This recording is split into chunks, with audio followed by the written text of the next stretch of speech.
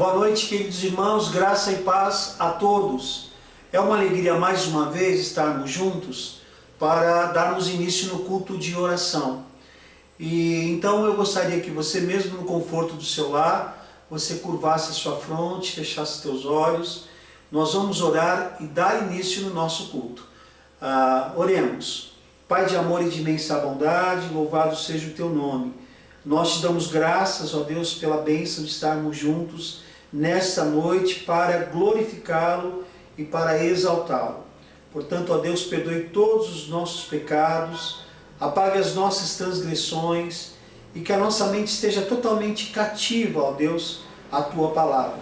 Nós oramos agradecidos em nome de Jesus. Amém. Amém. Olha, irmãos, nós teremos um momento de louvor e logo em seguida nós voltaremos, que o seminarista Paulo Benini vai estar ministrando a palavra. Então, após o louvor, nós já voltaremos aqui na igreja, aqui no gabinete pastoral, para nós ouvirmos a mensagem. Vamos aguardar. Boa noite, queridos irmãos. A graça e a paz em nome de Jesus. Vamos continuar adorando ao nosso Deus. Bom é render louvores ao nosso Deus, em espírito e em verdade. Cante conosco essa canção tão conhecida de toda a nossa igreja.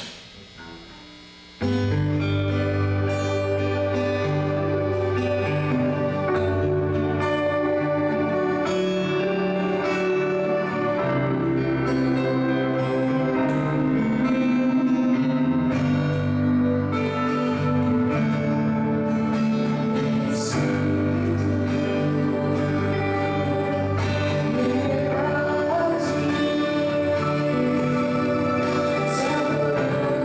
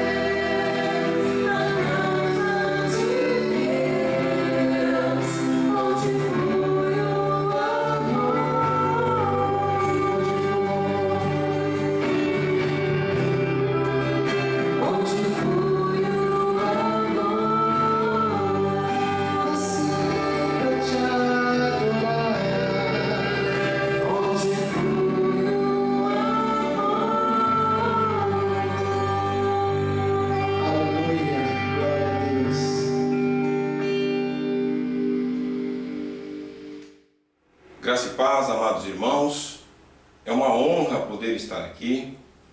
Hoje o tema é prosseguindo para o alvo. Eu tenho aqui a carta de Paulo aos Filipenses, capítulo 3, dos versos 12 ao 21. Vamos ler? Prosseguindo para o alvo.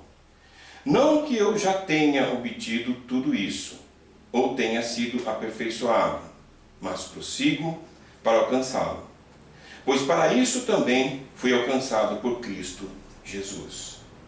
Irmãos, não penso que eu mesmo já o tenha alcançado, mas uma coisa faço, esquecendo-me das coisas que ficaram para trás e avançando para as que estão adiante, prossigo para o alvo, a fim de ganhar o prêmio do chamado celestial de Deus em Cristo Jesus.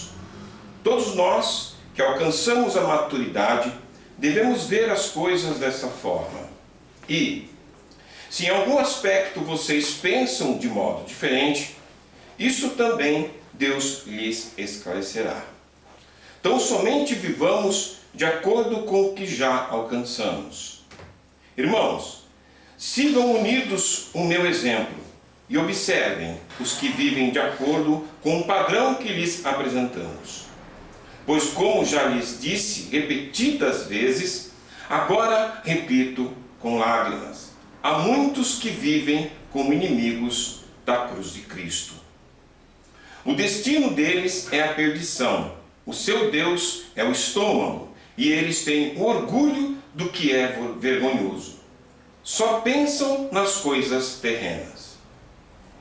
A nossa cidadania, porém, está nos céus, de onde esperamos ansiosamente o Salvador, o Senhor Jesus Cristo. Pelo poder que o capacita a colocar todas as coisas debaixo do seu domínio, ele transformará os nossos corpos humilhados, tornando-os semelhantes ao seu corpo glorioso. Palavra do Senhor. Vamos orar? Pai amado, Deus Todo-Poderoso, Pai maravilhoso, obrigado por esta noite. Que a Tua Palavra, Deus, venha nos tocar, a mim e a todos os que estão ouvindo, todos os ouvintes. Ó Deus, obrigado por permitir que nós estivéssemos aqui nesta noite falando da Sua Santa Escritura. Obrigado, Deus, em nome de Jesus. Amém. Amados, o tema do capítulo 1 é a supremacia de Cristo. O tema do capítulo 2 é a primazia do outro. No capítulo 1, a ênfase na palavra está sobre para mim o viver é Cristo. E no capítulo 2, da primazia do outro, a palavra está em cima do cada um cuide não somente do que é seu, mas também do que é do outro. Agora, o tema do capítulo 3 é praticamente uma biografia do apóstolo Paulo. Dos versos 1 aos versos 11, Paulo fala do seu passado. Dos versos 12 ao 16, ele fala do seu presente. E dos versos 17 ao 21, ele vai lançar uma luz ao seu futuro. Todos nós sabemos que Paulo é aquele que abriu mão de tudo que ele tinha. Ele era um homem conceituado, ele era um homem estudado, ele tinha uma posição boa no meio judaico, e ele era um homem que fazia tendas, ele ganhava seu próprio salário, ele tinha orgulho das coisas que ele fazia, ele estudou com Gamaliel, ele era um homem culto, mas ele largou tudo o que ele tinha para trás quando ele foi chamado para a obra. Paulo se torna um atleta dentro deste campo em busca deste alvo.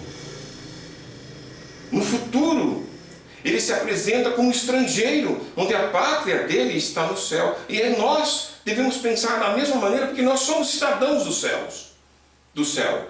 E estamos aqui para cumprir esta missão que Cristo habilitou a igreja para que ela exercesse. Como cidadão, Paulo participava de Jogos Olímpicos, ele era um atleta, ele participou das Olimpíadas de Atenas. Nos versos 12 ao 16, ele faz uma metáfora do atletismo. É aí que ele começa a dizer sobre si. Mas, nesta ideia que Paulo traz, nesta prefiguração que ele faz do atletismo, que ele coloca cada cristão como estando na pista junto com ele de corrida, quais são os requisitos para se ganhar a corrida? O que fazer para ser um atleta campeão? Eu falarei agora de 5 princípios que podemos identificar para que nos tornemos corredores habilidosos e alcancemos o alvo desejado. Primeiro princípio, o princípio da insatisfação, nos versos 12 e 13. Aí nós vamos encontrar esse princípio da insatisfação. Paulo se apresenta como irmão falando com o irmão. Então aí é quando ele entra. Ele não se considera maior que ninguém. Ele não se considera acima de ninguém. Ele, como líder, está sempre atuante, está sempre participante. Mas Paulo ainda não levantou a taça de campeão. Ele está falando que ele está na pista e nós nos vemos junto com ele. Mas ele nega a se conformar com o que ele tem. Ele quer, nesta insatisfação santa, aperfeiçoar as suas habilidades, aperfeiçoar o seu conhecimento. Veja lá, no capítulo 12.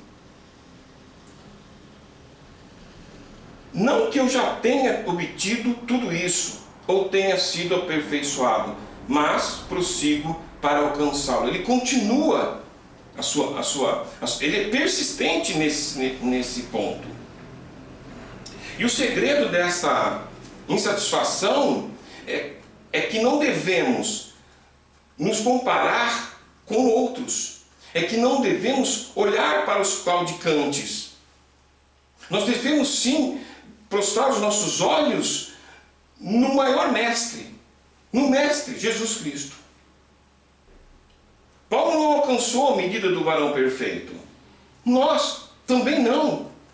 Somos todos provados e aprovados para um sacrifício vivo e agradável aos olhos de Deus. Mas a pergunta é: estamos qualificados para a corrida? Nesses versos, Paulo fala de um termo muito usado pelo aquele grupo religioso, aquele meio religioso que ele se encontrava, que é a perfeição. Os mestres da lei se achavam perfeitos porque eles já tinham cumprido a lei.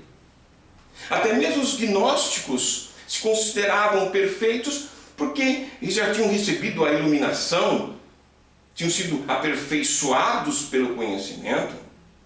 Mas Paulo vai lá, estrategicamente, arranca esse termo desse espaço religioso, do contexto religioso, e ele implica aqui como se ele estivesse respondendo a esses falsos líderes que ainda não alcançou aquela perfeição que eles diziam que eles tinham alcançado.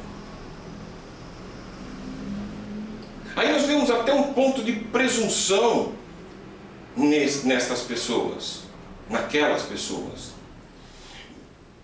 A presunção é um grande risco, é um grande perigo para o irmão, um grande perigo para o cristão e um grande perigo até para o não cristão.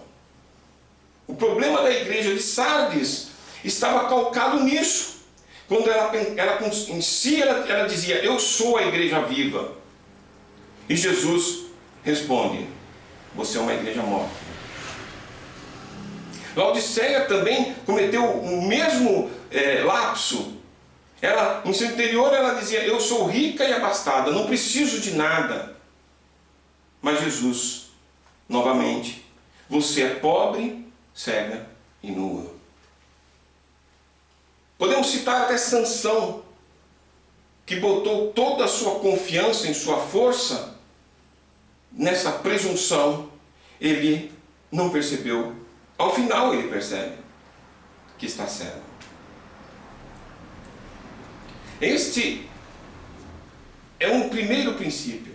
O segundo princípio, além da insatisfação, o segundo princípio é a dedicação. Está no versos 13, na parte B dos versos 13. Então a gente vê lá, mas uma coisa faço. Essa frase, ela tem muito significado. Ela prefigura o que essa frase? Mas uma coisa faço. É continuidade, ele está se dedicando ainda. E nós temos que estar também nessa dedicação. Pensemos, imaginemos um arqueiro. Ele vai lançar a sua flecha. E se ele ficar olhando para os lados, fatalmente vai errar o alvo. O motorista, se ele dirige o seu carro na estrada e fica olhando as paisagens, se distrai com os lados, as paisagens, ele vai se envolver num acidente. Então ele tem que ter dedicação naquilo que ele está fazendo. Quando nós pregamos a palavra, nós pregamos com dedicação.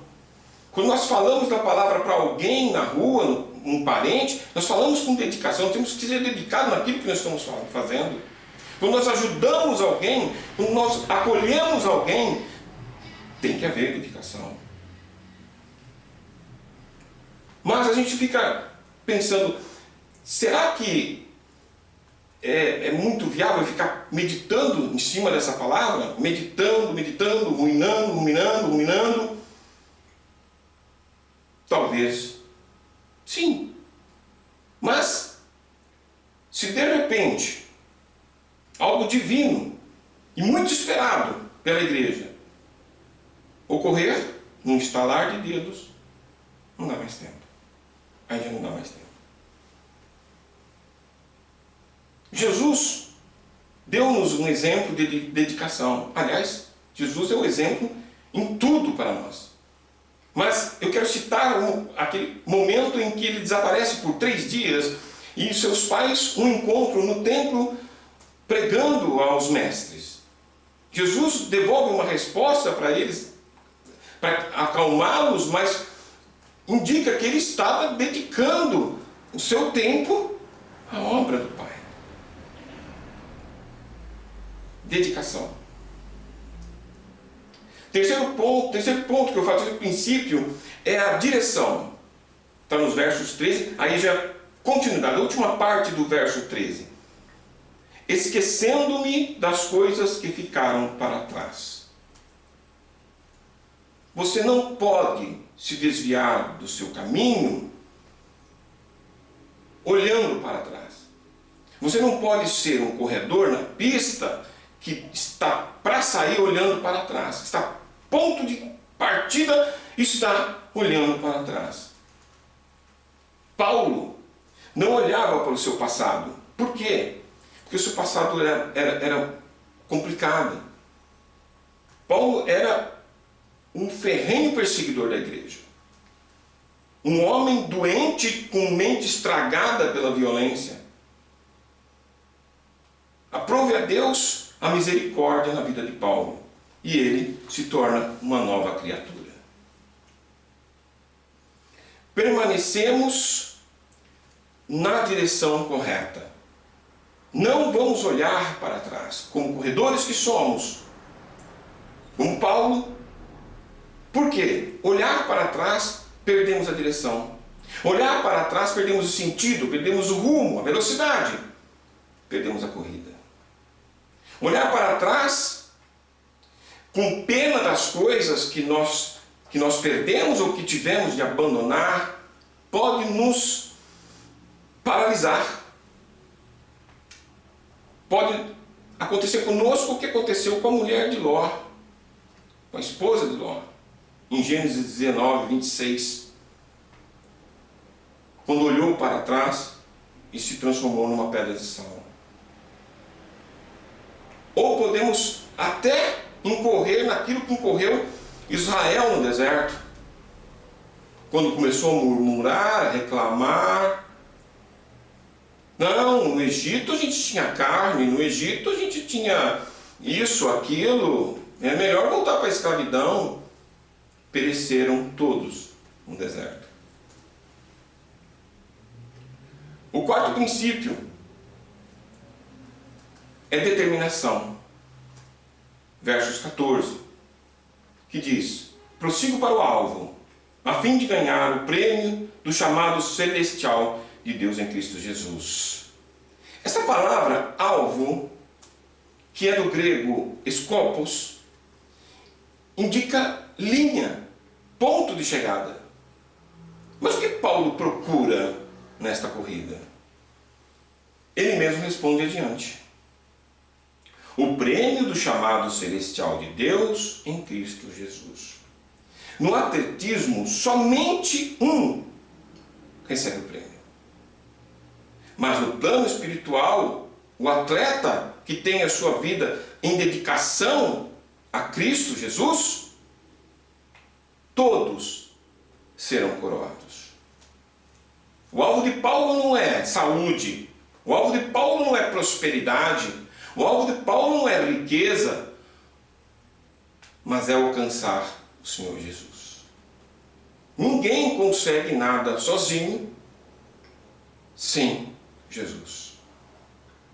É o próprio Deus quem nos apoia, motiva, incentiva.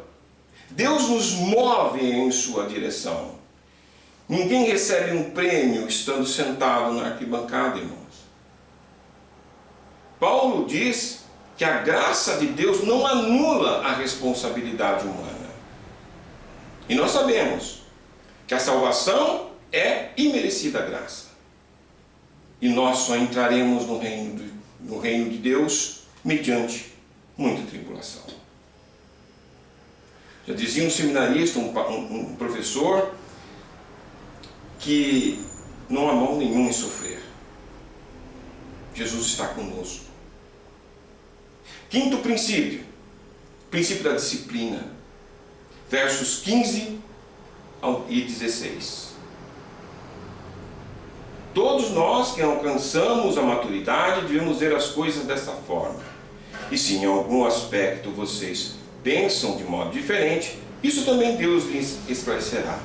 Tão somente vivamos de acordo com o que já alcançamos. Repito, tão somente vivamos de acordo com o que alcançamos. Princípio da disciplina.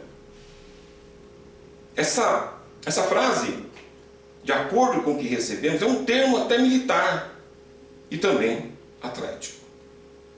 Quer dizer, ei, permaneça na linha. Que linha? Que regra é essa que governa o atleta? O atleta de Cristo. São os princípios de Deus. Veja, a primeira carta aos Coríntios, capítulo 9, versos 25 e 26, Paulo diz: todos os que competem nos jogos se submetem a um treinamento rigoroso para obter uma coroa que logo perece. Mas nós fazemos para ganhar uma coroa que dura para sempre. Sendo assim, não corro como quem corre sem alvo, e não luto como quem esmurra o ar. Irmãos, está claro para nós. Quem lembra do atleta canadense Ben Johnson? Considerado o mais rápido do mundo lá na Olimpíada de Barcelona, mas não passou no doping. O que aconteceu com ele? Não cumpriu as regras. Foi desclassificado. A segunda carta a Timóteo, capítulo 2, verso 5, diz: nenhum atleta é coroado como vencedor se não competir de acordo com as regras. Você é um atleta de Cristo. Você está na pista. Que Deus nos conserve assim. Que Deus nos motive. Nos versos 17 e 19, Paulo deixa a figura de atleta e assume a de pastor. Agora Paulo nos dá exemplos de doutrina e de vida. Líder são espelhos a serem seguidos. Líderes contrapõem os falsos mestres. E Paulo fala os inimigos da luz, da cruz. Líderes devem ser os primeiros. Líderes protegem contra os falsos mestres. Veja os versos 18 que Paulo fala. Pois, como já lhes disse repetidas vezes, e agora repito com lágrimas, há muitos que vivem como inimigos da cruz de Cristo. Este pastor, este apóstolo, estava em lágrimas, dizendo coisas que ele já tinha falado, já tinha alertado, coisas perigosas, de pessoas perigosas. Paulo pregou a verdade, mas também combateu a heresia. Esses falsos mestres, que eram judaizantes, ritualistas, libertinos, e cabe lembrar que a ideia do libertino era: quanto mais eu pecar, mais eu alcanço graça. Isso é uma falácia. O pastor é aquele que exorta com firmeza e também com lágrimas. Veja o verso 19, que Paulo dá a descrição desses falsos mestres. Vamos ler. O destino deles é a perdição. O seu Deus é o estômago. E aqui cabe também lembrar do umbigo, do ventre, de si próprio. Eles olhavam para si próprio. E eles têm orgulho do que é vergonhoso. Só pensam nas coisas terrenas. Eu sei que você pode estar pensando e até lembrando de certas situações ou pessoas, mas é assim que o mundo se apresenta. Nos versos 20 a 21, Paulo nos assegura de nossa esperança no que Jesus fez e fará. O céu é nosso foco, irmão. Nosso nome está no livro da vida. Você já tem um passaporte? A igreja é onde o cristão espera a volta de Jesus Cristo. Fato interessante é que todas as gerações viveram como se fossem contempladas pela volta de Jesus. Viveram a verdade. Essa doutrina da segunda volta de Jesus foi que levou a igreja à santidade. Nos versos 21, mostra que nós seremos glorificados nesta segunda vinda. Pelo poder que o capacita a colocar todas as coisas debaixo do seu domínio, ele transformará os nossos corpos humilhados, tornando-os semelhantes ao seu corpo glorioso. Veja, irmãos, que maravilha, que garantia que nós temos. Nós não vamos perecer, nós não vamos desaparecer, não vamos ter que enfrentar o inferno. Nós estamos salvos, Ele nos deixou isso, nós aceitamos, nós entramos nisso, nós estamos nessa pista. Seremos transformados, teremos corpos glorificados e incorruptíveis para o corredor em Cristo que está na pista. Para os corredores que ainda não estão na pista, se alistem. Olhe para a tua vida. Veja o que está acontecendo. Veja a necessidade. Pense onde você vai passar a sua eternidade. A hora é agora. O momento é já. Depois não vai dar mais tempo. Paulo falou da insatisfação. Paulo falou da dedicação dele. Paulo falou da direção. Paulo falou da determinação. E falou da disciplina.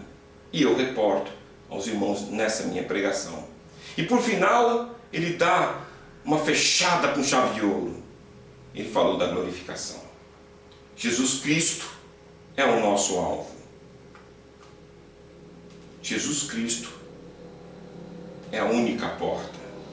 Em João 14,6, Jesus disse: eu sou o caminho, a verdade e a vida. Ninguém vem ao Pai senão por mim. Que Deus nos abençoe e até a próxima.